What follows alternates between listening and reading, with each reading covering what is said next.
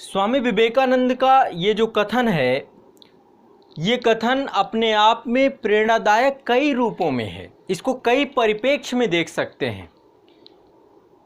उठो जागो और तब तक नहीं रुको जब तक लक्ष्य प्राप्त ना हो जाए। ये कथन को कई रूपों में प्रेरणादायक समझने का तात्पर्य क्या है? कई रूपों में प्रेरणादायक समझने का तात्पर्य ये है कि जिस समय स्वामी विवेकानंद ने ये कथन कहा उस समय देश परतंत्रता में था, गुलामी में था, और कहीं ना कहीं पर स्वामी विवेकानंद जी का बहुत बड़ा योगदान था कि तत्कालीन समय के जितने भी नवयुवक थे उन नवयुवकों के अंदर आत्मगौरव की भावना आए, देशभक्ति की भावना आए और देश की स्वतंत्रता के लिए वो उठ खड़े हों।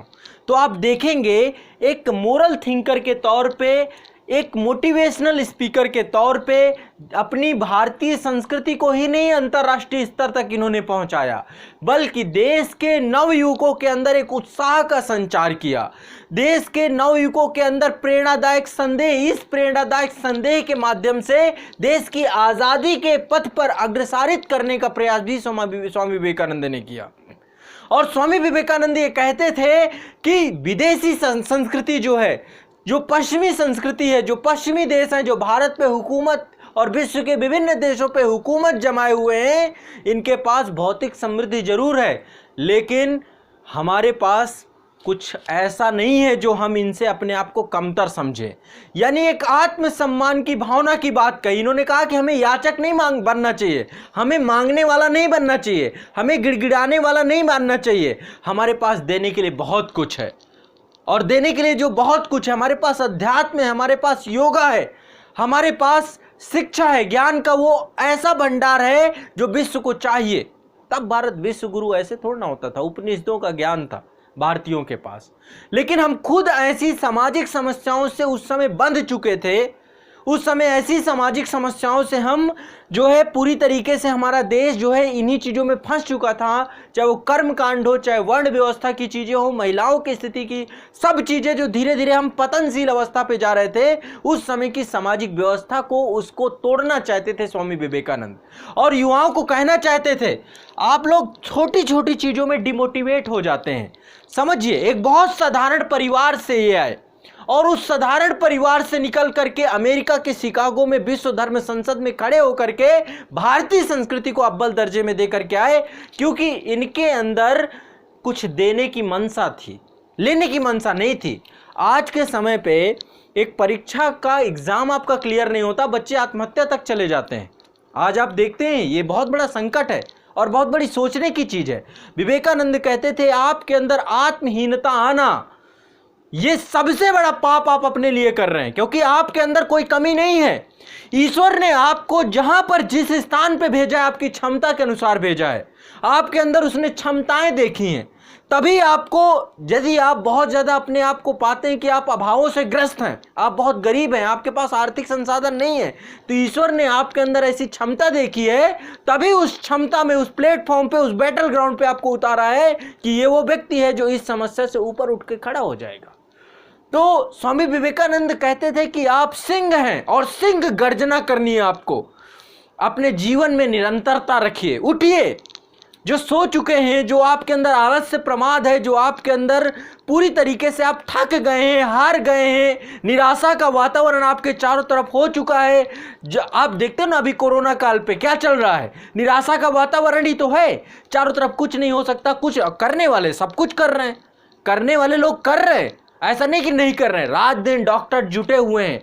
देश की गवर्नमेंट के ऊपर क्या दबाव है ये आपको भी पता है ना, प्रशासन में कितना दबाव है, जनता में खौफ का मंजर है। लेकिन ऐसे में आपको क्या होना चाहिए? एक्टिव सिटीजन बनना चाहिए, निकल के आना चाहिए, सरकार के कंधों से कंधा मिलाना चाहिए और सरकार को भी ये सांत्वना देनी चाहिए। तो कहने का तात्पर्य है कि निराश नहीं होना, उत्साही बनना है। यही विवेकानंद ने दिखाया अपने नवयुवकों को, देश की, जब वो गुलामी के बंधन पे पूरा देश था, और वर्तमान में भी आपकी आत्मा को झकझोरने का प्रयास किया। उन्होंने युवाओं को जीवन में आगे बढ़ने के लिए प्रेरित किया। उन्होंने हताशा और निराशा के वातावरण में कहा कि आपको अपने आप का आत्मसम्मान नहीं खत्म करना, अपना जमीर नहीं बेचना, गिड़गिड़ाना नहीं है, कभी किसी के सामने कुछ मांगना नहीं है, याचना आप देने वाले होने चाहिए, आपके अंदर राजा के गुण होने चाहिए, सिंह गर्जना होनी चाहिए आपके अंदर। किसी भी विपरीत परिस्थिति आ जाए, कितनी भी विपरीत परिस्थिति आ जाए, लेकिन आपके अंदर आपका आत्मसम्मान नहीं खत्म होना चाहिए। मुझे कभी कभी बहुत बुरा लगता है, कई बार हम जो बैचेस डालते हैं, ऑनलाइन बैचेस डालते हैं, बहुत सारे बच्चों के मैसेज आते हैं कि सर मेरे पास ये है, मेरे साथ वो है, मेरे साथ ये है, मेरे साथ ये है। 10,000 15,000 का फ़ोन चला रहे हैं, लेकिन इसके बावजूद भी दिमाग में जब आपके अंदर हीन भावना बैठ जाएगी ना, कोई चाह के भी आपकी हीन भावना को नहीं हटा सकता है।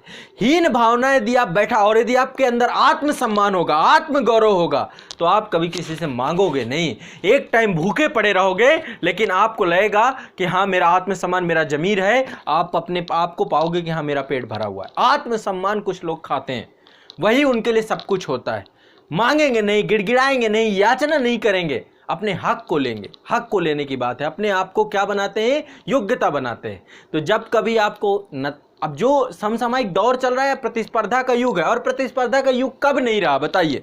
कब प्रतिस्पर्धा नहीं थी? अब तो मुझे लगता है कि चीज़ें बहुत आसान हो गई हैं। औपनिवेशिक काल पे हमारे देश के ऐसे युवा थे जो जाकर के विदेशों में ICS जैसी परीक्षा को क्रैक किया, टॉपर आए, चाहे वो सुभाष चंद्र बोस रहे हो, सुरेंद्रनाथ बनर्जी रहे हो, ऐसे कितने थे, बहुत बड़ी संख्या में लोग हैं ऐसे, सत्येंद्रनाथ बोस, बहुत सारे लोग हैं ऐसे, कितने लोग हैं जिन्होंने देश की, अरविंद घोष है ना, तो ऐसे कितने लोग हैं जिन्होंने ICS क्वालिफाई किया, जो उस समय 21 साल की उम्र हुआ करती थी। अभी तो आज 21 साल से स्टार्टिंग होती है।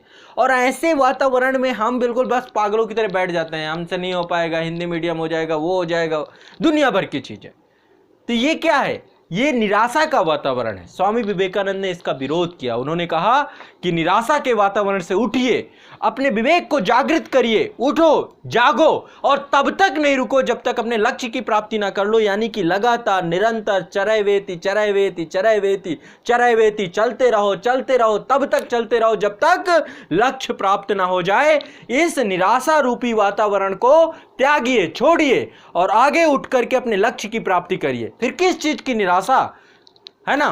तो देश की आजादी में भी सबसे बड़ा योगदान स्वामी विवेकानंद का इस रूप में माना जा सकता है। उन्होंने देश के युवाओं को खड़ा कर दिया, खड़ा कर दिया आजादी के लिए, एक आत्मसम्मान की भावना के लिए, स्वतंत्रता को जन्मसिद्ध का अधिकार बताने के लिए उन्होंने देश को जागृत किया। ऐसे थे स्वामी विवेकानंद।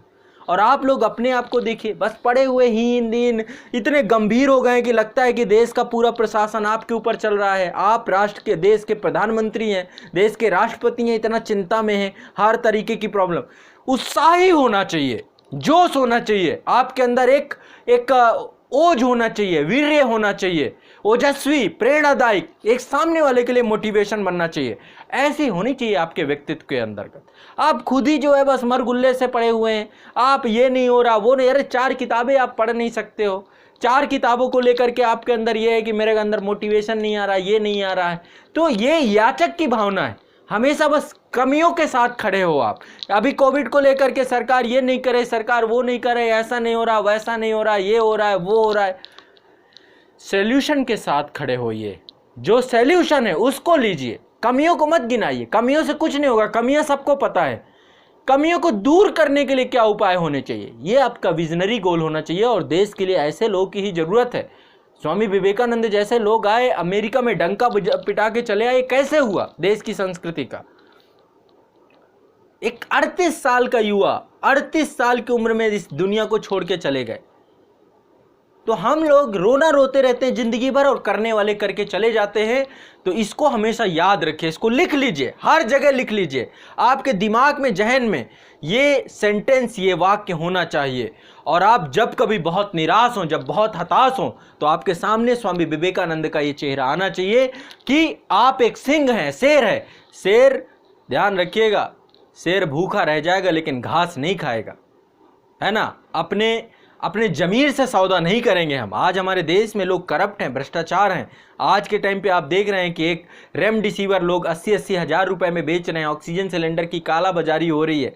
ये क्या है? ये जमीर को खाए हुए लोग, खोखले लोग हैं, चंद पैसों के लिए देश को भी बेचने वाले लोग हैं, ये आपदा को अवसर में बदलने वाले लोग हैं। ऐसे बहुत बड़ी संख्या है ऐसे लोगों की, और ऐसे लोग देश का क्या कभी अपना भला नहीं कर पाएंगे। आने वाली पीढ़ियां इनकी क्या होंगी इनको भी नहीं पता है। ठीक है, जितना पैसा ये काली कमाई कमाते जा रहे, कहां लेके जाएंगे काली कमाई को? कहीं नहीं लेके जाएंगे ना। तो आपके अंदर दूसरे को देने की मनसा होनी चाहिए, और करने वाले कर रहे हैं। लोगों ने जो है, आप देखिए बड़े बड़े भंडारे चल रहे हैं। सिख धर्म में तो हमारी जो ऐतिहासिक परंपरा है ना, लगातार वहां पे लाखों की संख्या में लोग खा के जाते हैं। मंदिरों पे बेड बना दिए गए, कोरोना कोविड सेंटर में तब्दील कर दिया गया। हजों को, हज में मैं अभी एक पढ़ रहा था, एक ट्वीट पढ़ रहा था कि हज को जो है कोविड केयर सेंटर में बदल दिया गया। या फिर बड़े लोग जो है आगे निकल के आ रहे हैं और लगातार काम कर रहे हैं, ऑक्सीजन को लेकर काम कर रहे हैं। तो ऐसे बहुत सारे लोग हैं। विवेक बिंद्रा जी के बारे में आपने सुना होगा, 200 बेडों का उन्होंने भी। तो ऐसे कितनी बड़ी संख्या, करने वाले कर रहे हैं, करने वाले कर रहे हैं, और जो लूट खसोटने वाले हैं खसोट रहे हैं इस समय भी इस चीज को। तो ये सोच की बात है, विजनरी सोच की बात है ना। लोग जो है आज के टाइम में वैक्सीन देने के लिए 200 रुपए ले रहे हैं। ये कंडीशन बना के रखी हुई है देश की। 10 रुपए का मास्क जो है 500 रुपए में, पता नहीं उस 500 रुपए का करेंगे क्या, कहां ले जाएंगे उस पैसे को, कैसे पचाएंगे उस पैसे को, है ना। तो ये जो काला बाजारी, ऐसे लोगों का कुछ नहीं हो सकता, अपने जीवन में कुछ नहीं कर पाएंगे। ये सिर्फ और सिर्फ अपने जीवन में अपने आप को भी परेशान करने वाले लोग हैं, और सामने सबको परेशान करने वाले लोग हैं। और ऐसे ओजस्वी लोग, तो ये हमारे प्रेरणादायक, ये हमारे मोटिवेशनल स्पीकर। क्या इकट्ठा किया स्वामी विवेकानंद ने? आज क्यों हम इनको इतने श्रद्धा से मानते हैं? क्योंकि इनके पास थॉट्स थे, विचार थे, और उन विचारों ने देश को आजाद करा दिया। उस थॉट प्रोसेस ने देश को भी आजाद करा दिया। लोगों के रोल मॉडल बन गए विवेकानंद, रोल मॉडल बन गए। ठीक है, ऐसे लोग रोल मॉडल बनेंगे। तो ये सोचने की बात है, थॉट की बात है। और यहां पर ये पूरा सेंटेंस, इसको लगातार सुबह उठिए, पढ़िए, जहां पे आप शीशा देखते हैं वहां पर चिपका लीजिए इसको, और अपने अंदर निराशा मत आने दीजिए। एक सरकारी सर्विस के लिए आप लोग अपना जीवन नहीं खत्म कर लिया करिए। आत्महत्या करने जैसा कुछ नहीं हो जाता है इसमें। पढ़िए, और जो चाहते हैं वो मिलेगा आपको, चाहे वो आईएएस का एग्जाम हो, चाहे पीसीएस का एग्जाम हो, कोई भी एग्जाम हो। पर मुद्दा यह है कि आप लोग करना तो शुरू करिए।